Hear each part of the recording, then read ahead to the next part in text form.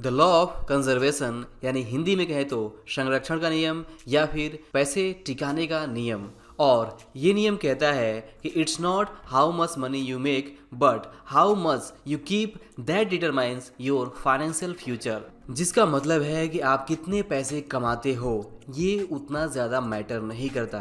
Matter ये करता है कि आप जितने कमाते हो उसमें से कितना पैसा आप फ्यूचर के लिए बचत करके अपने पास रख पाते हो।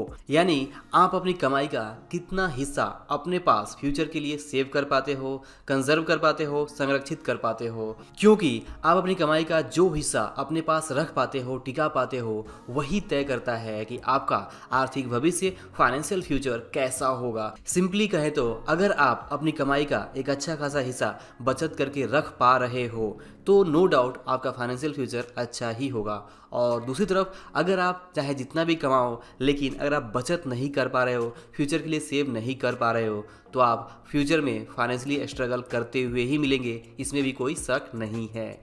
दोस्तों, ये नियम इस फैक्ट पे आधारित है कि आप देखेंगे कि हम में से ज़्यादातर लोग एक टाइम होता है, एक बूम पीरियड होता है जहाँ पे हम बहुत अच्छी खासी अर्निंग कर रहे होते हैं, हमारी कमाई वो हमारी उम्मीद से ज़्यादा होती है, हम अच्छे खासे पैसे कमा पा रहे होते हैं। लेकिन अच्छे खासे पैसे कमाने के बावजूद से, उम्मीद से ज़्यादा पैसे कमाने के बावजूद से बहुत कम लोग ऐसे होते हैं जो उस कमाई का एक ठीक हिस्सा अपने फ्यूचर के लिए सेव कर पाते हैं। ज़्यादातर लोग वहाँ पे पार्किंसन लॉ के अंतर्गत फंस जाते हैं और अपनी बढ़ी हुई कमाई के साथ साथ अपने खर्चों को भी बढ़ा लेते हैं और ज़्यादा बचत नहीं कर पाते हैं। तो ऐसे में ये नियम हमें यही समझा रहा है कि अगर आप इस नियम के अनुसार नहीं चलेंगे, मतलब अगर आप अपनी कमाई का अच्छा खासा हिस्सा अपने फ्यूचर के लिए सेव नहीं करेंगे, संरक्षित नहीं करेंगे, तो आपको फ्यूचर में फाइनेंशियली स्ट्रगल करना ही पड़ेगा। और अगर आप अपने फ्यूचर के लिए आज अपनी कमाई का एक निश्चित हिस्सा सेव करते जाते हैं तो नो डाउट आपका फाइनेंशियल फ्यूचर काफ़ी सिक्योर हो सकता है। और दोस्तों, ये नियम इस फैक्ट पे भी आधारित है कि समय एक साथ नहीं रहता है, परिवर्तन हमेशा देखने को मिलता है। मतलब ऐसा नहीं होता है कि हम हमेशा ज़्यादा पैसे ही कमाएं, हमारी अर्निंग हमेशा बढ़ती ही जाए। कई बार ऐसा होता है कि हमारे जॉब में या हमारे बिजनेस में हमारी जो सैलरी है या फिर हमारा जो इनकम है वो कई बार घट जाता है, कई बार जॉब छूट जाती है, कई बार बिजनेस में लॉस हो जाते हैं और तब हमें कोई इनकम नहीं होती है। या फिर ऐसा भी हो सकता है कि हमारे बिजनेस में, हमारे जॉब में हमें उतना ग्रोथ नहीं मिल पा रहा होता है जितना हम चाहते हैं। तो ऐसे वक्त में जो हम रेगुलर सेविंग करते हैं, अपनी आमदनी का जो निश्चित हिस्सा बचाते हैं अपने फ्यूचर के लिए, वही काम में आ सकता है। और उस पास्ट में किए गए रेगुलर बचत के हेल्प से हम किसी भी इमरजेंसी या फिर जो भी डाउन टाइम है, जो भी मंदी का समय है, उससे हम निपट सकते हैं। क्योंकि समय के बारे में सबसे बड़ा सच ये है कि समय एक साथ नहीं रहता है, समय बदलता है, परिस्थितियां बदलती है और कई बार हमें अप एंड डाउन्स देखने को मिलते हैं। और इस अप एंड डाउन सिचुएशन से निपटने के लिए हमारे पास अगर कैश रिजर्व है तो हम सिचुएशन को काफ़ी अच्छे से हैंडल कर सकते हैं। अदरवाइज हम किसी फाइनेंशियल ट्रैप में फंस सकते हैं, जैसे कि इमरजेंसी फंड नहीं होने से अगर हमारे ऊपर कोई इमरजेंसी आती है तो हमें कर्ज लेने पड़ सकते हैं, लोन्स लेने पड़ सकते हैं और इस तरह से हम डेट ट्रैप यानी कर्ज के जाल में फंस सकते हैं। तो दोस्तों, सिंपली आप इस नियम को ज़रूर याद रखिए कि संरक्षण का नियम, लॉ ऑफ कंजर्वेशन, ये कहता है कि आप जितना भी कमाओ, भले वो अमाउंट कम हो, ज़्यादा हो या जितना भी हो, इस मोह माया में बिल्कुल ना पड़ो कि आपकी कमाई कम है और जब आपके पास ज़्यादा हो जाएगा अमाउंट, जब आपकी इनकम बढ़ेगी तब आप बचत करेंगे। इस मोह माया में तो बिल्कुल भी ना फंसो। आप इस मोह माया से ऊपर उठो और इस बात को याद रखो कि भले ही आपकी आमदनी चाहे जो भी है वो कम है या ज़्यादा है, लेकिन आपको उसमें से कुछ हिस्सा बचत करके अलग रखना ही होगा। अगर आप रखते जाते हैं, आपकी हैबिट बनती जाती है, तो ही आपका फाइनेंशियल फ्यूचर बेहतर हो सकता है। अदरवाइज अगर आप इस मोह माया में पड़े हुए हैं कि जब आपकी इनकम बढ़ेगी तब आप ज़्यादा बचत करेंगे, तो इस मोह माया में फंसकर आप अपने फाइनेंशियल फ्यूचर को काफ़ी प्रॉब्लम में फंसा सकते हैं। तो इस तरह मोह माया से ऊपर उठकर सबसे पहले आप अपनी कमाई का एक हिस्सा बचत करने के बारे में ज़रूर एक प्रण ठान लो, एक प्रॉमिस कर लो कि आपको बचत करना ही है, चाहे भले ही आपकी इनकम जो भी हो, कम हो या ज़्यादा हो, इससे फ़र्क नहीं पड़ना चाहिए। क्योंकि ये नियम हमें यही समझाता है कि आपकी इनकम कितनी ज़्यादा है या कितनी कम है उससे मैटर नहीं करता। मैटर ये करता है कि आपकी चाहे जितनी भी इनकम है, क्या आप उसमें से बचत कर पा रहे हैं या नहीं। क्योंकि अपनी कमाई का जो हिस्सा बचत करके फ्यूचर के लिए रख पाएंगे वही तय करेगा कि आपका फाइनेंशियल फ्यूचर, आपका भविष्य कैसा होगा। और दोस्तों, लॉ ऑफ कंजर्वेशन को एक्सप्लेन करते हुए मिस्टर ब्रायन ट्रेसी हमें समझाते हैं कि सबसे पहले तो आपको समझना होगा कि आपका करंट नेटवर्थ क्या है। नेटवर्थ के बारे में मैंने पहले ही डिस्कस किया हुआ है कि नेटवर्थ क्या होता है। नेटवर्थ सिंपली आपके टोटल एसेट्स में से आपकी टोटल लायबिलिटीज़ को घटाने के बाद से जो वैल्यू आती है उसे हम नेटवर्थ कहते हैं। जैसे मान लीजिए कि अगर आपके पास कुल संपत्ति है 10 लाख रुपए की और आपके पास टोटल जो कर्ज है या लायबिलिटीज़ है, जो आपकी देनदारियाँ हैं, वो है 5 लाख, तो ऐसे में 10 lakh minus 5 lakh equal to 5 lakh बचता है जो आपका रियल नेटवर्थ है। तो इस तरह जब आप अपना एक बार नेटवर्थ निकाल लेते हैं तो दूसरा काम आपको ये करना है कि आपका जो रियल नेटवर्थ है आज के डेट का करंट नेटवर्थ, उसमें आपको नंबर ऑफ़ ईयर डिवाइड करना है कि इस नेटवर्थ को बनाने के लिए आपने कितने साल दिए हुए हैं।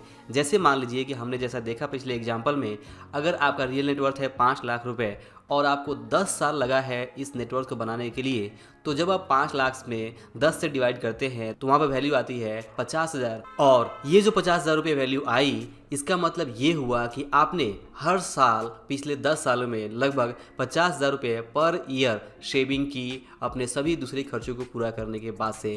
तो पिछले 10 सालों में भले ही आपने जो भी जितना भी पैसा कमाया हो, लेकिन मोटा मोटी आपको ये समझना चाहिए कि आपने सिर्फ 50,000 रुपये हर साल बचत कर पाए। 50,000 रुपये ही आपके पास टिके, बाकी जितने भी आपने कमाए पैसे, वे सभी पैसे आपने खर्च कर दिए, आपके पास से वो चले गए। तो जब आप इस तरह का कैलकुलेशन करते हैं तो आपको रियल सच्चाई समझ में आती है कि वास्तव में आपने पिछले 10 सालों में चाहे जितने भी लाखों करोड़ों कमाए हों, लेकिन सिर्फ आप आज 50,000 रुपये ही हर साल बचा पाए हैं, क्योंकि आपका जो डेटा है, आपका जो रियल नेटवर्थ है, वो यही कह रहा है। और जो डेटा होता है वो झूठ नहीं बोलता। वहाँ पे आपका नेटवर्थ आपको बता रहा है कि आपने चाहे जितने भी कमाए हो उससे क्या फ़र्क पड़ा, आपके पास आज सिर्फ 5 लाख रुपए ही बचे हैं। और ये एवरेज देखा जाए तो आपने पिछले 10 सालों में लगभग हर साल 50,000 रुपये बचाए, और अगर मंथली बात की जाए तो सिर्फ 4,000 रुपये पर मंथ आप बचत कर पाए। हालांकि यहाँ पे हम पॉजिटिव नेटवर्थ की बात कर रहे हैं, और ये बात हम तब कर रहे हैं जब आप रेगुलर कुछ बचत करते हैं तो ऐसा पॉजिटिव नेटवर्थ देखने को मिल सकता है। लेकिन ऐसा 80% लोग नहीं कर पाते हैं। 80% लोगों का अगर आप नेटवर्थ देखें तो या तो वो नेटवर्थ जीरो होगा या फिर वो माइनस यानी कि निगेटिव होगा। जैसे आप देखेंगे कि अगर किसी व्यक्ति की कमाई और खर्च बराबर है तो उसका जो नेटवर्थ होगा, करंट नेटवर्थ, वो जीरो ही होगा।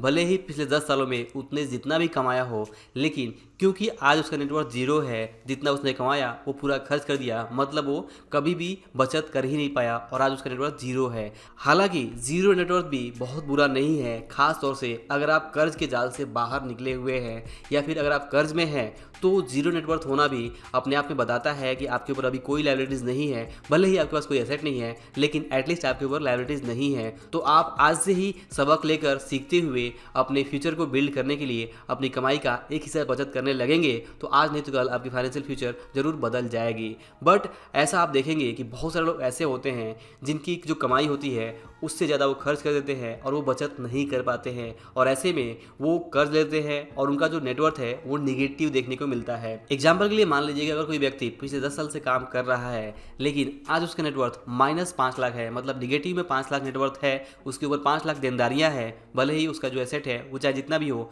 लेकिन एसेट से ज़्यादा 5 लाख देनदारियां है, तो ऐसे में उसका नेटवर्थ हुआ रियल नेटवर्थ 5 लाख निगेटिव। और ऐसे में अगर वो कैलकुलेट करे तो -5 लाख को अगर 10 से डिवाइड करें, मतलब उसने हर साल लगभग 50,000 रुपये से अपने कर्ज को बढ़ाया और वहाँ पे वो बचत तो बिल्कुल भी नहीं कर पाया, भले ही पिछले 10 सालों में उसने जितना भी कमाया हो। तो इस तरह के कैलकुलेशन से आपको सच्चाई नज़र आती है, आपको डेटा पॉइंट नज़र आते हैं, आपको समझ में आता है कि आपको साथ क्या मिस्टेक हो रहा है। अगर तो आप इस तरह के कैलकुलेशन से सेटिस्फाइड हैं कि आप जितना चाहते हैं उतना आपका नेटवर्थ ग्रो हो रहा है, तो आपके लिए बहुत अच्छी बात है। बट अगर इस तरह के कैलकुलेशन आप करते हैं और आपको समझ में आता है कि कहीं ना कहीं कुछ गड़बड़ है और आपका जो नेटवर्थ है उतना नहीं है जितना होना चाहिए, तो आपको समझना होगा कि इसके पीछे सिंपल कारण ये है कि आप कमा तो रहे हैं लेकिन कमाए हुए पैसे को आप बचा नहीं पा रहे हैं, टिका नहीं पा रहे हैं, आप कंजर्व नहीं कर पा रहे हैं। तो इस नियम को समझते हुए आपको आज से ही कंजर्वेटिव बनना होगा और पैसे की बचत करनी सीखनी होगी। चाहे आप जितना भी कमाओ, वो कम हो या ज़्यादा हो, उससे फ़र्क नहीं पड़ता, आपको अपनी कमाई का एक हिस्सा बचत करना ही होगा। आपको अपनी इनकम बढ़ाने के बारे में सोचने के साथ साथ सबसे पहले ज़्यादा से ज़्यादा बचत करने के बारे में भी आज से ज़रूर ध्यान रखना होगा। तो दोस्तों, आई होप कि आपको इस वीडियो का का जो मैसेज है वो जरूर समझ में आया होगा और आपको वीडियो जरूर पसंद भी आया होगा। अगर वीडियो पसंद आया हो तो इसे लाइक और शेयर जरूर करिए, और अगर आप चैनल पर नए हैं तो चैनल को सब्सक्राइब करके बेल आइकन भी जरूर प्रेस करिए ताकि आप आने वाले वीडियोज को मिस ना कर सकें। और अंत में इस वीडियो को पूरा देखने के लिए और हमारे साथ जुड़े रहने के लिए आप सभी का दिल से बहुत बहुत धन्यवाद।